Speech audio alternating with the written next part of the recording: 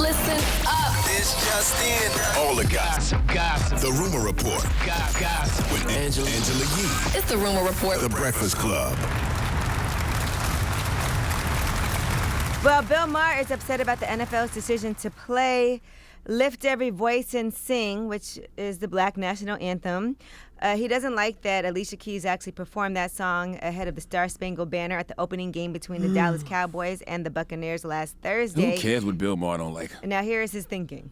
I think when you go down a road where you're having two different national anthems, colleges sometimes now have, many of them have different graduation ceremonies for black and white, separate dorms.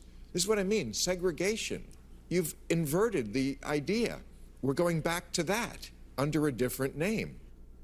I remember when Bill Maher used to be way smarter. And I wonder, does Bill Maher understand that the reason the Black national anthem was created in the first place was because of segregation? It was written in like the 1900s, and it was a hopeful appeal for the liberty of Black Americans. It was a rallying cry during the Civil Rights Movement. And guess what? In 2021, we are still appealing for certain civil liberties, so we should have never stopped singing the song in the first place because of what it represents. He also said now maybe we should get rid of our national anthem, but I think we should have one national anthem. Well, America has never given us a real reason, to sing their national anthem. Until what the national anthem is about applies to all Americans, the national anthem is null and void. And Bill needs to relax before he gets introduced to the other Black national anthem, Nuck If You Buck. Okay? All right, now Gabrielle Union has a new book out today, You Got Anything Stronger? It's a follow-up to her 2017 best-selling memoir, We're Going to Need More Time.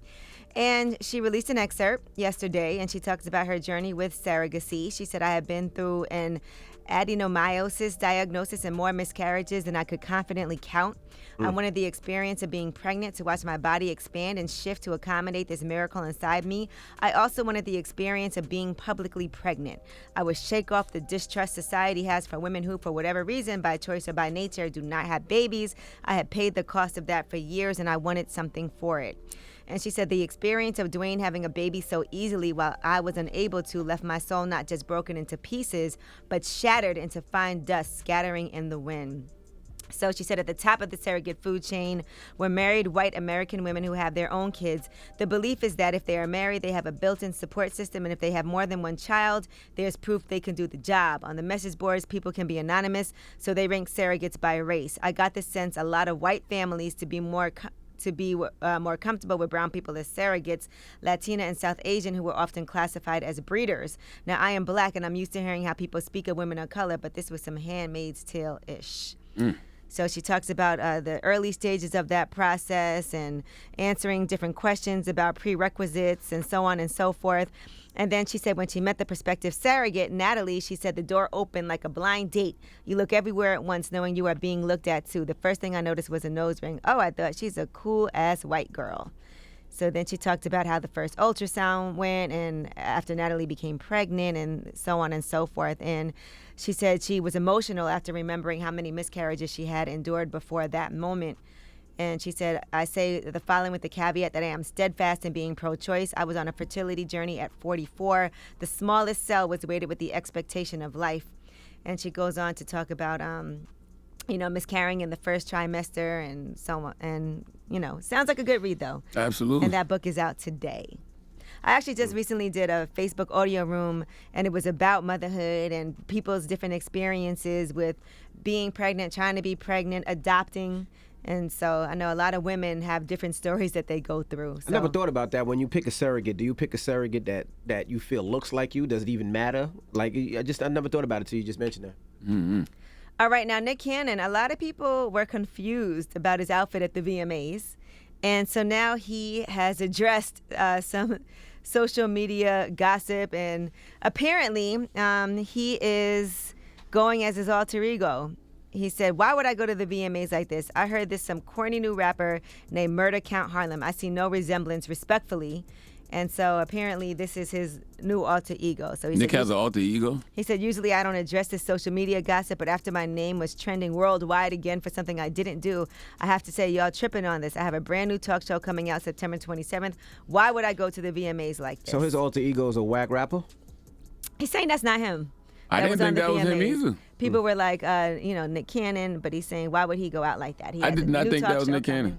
I thought that was somebody who just looked like Nick Cannon. I really did not think it was Nick Cannon. I didn't even think about it. So I was trying to see who is Murder Count Harlem. Who is I that? was Googling who is this rapper. Who is Clearly it? he's from Harlem. Well, maybe not. Memphis Bleek's not from Memphis. That is true. All right. And, there was a report that Jeff Bezos and JayZ are potential suitors to buy the Broncos.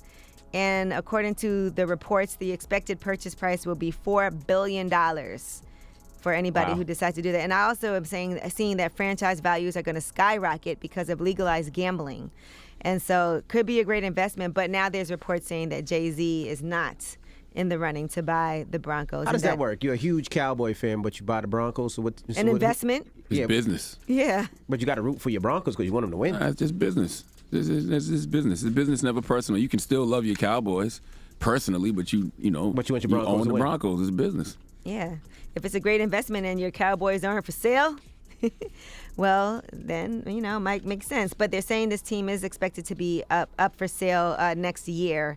And despite these reports, they said JayZ is not looking to purchase the team. If that opportunity arises next year, they said it's not true, according to a source close to the situation. But I've been seeing both, so I don't know what's true and what's not. I'm glad you're acknowledging that JayZ is indeed a Cowboys fan, too. Dropping the clues bombs for Cowboy Nation, damn it. But what does that mean? You lost week 1. Shh.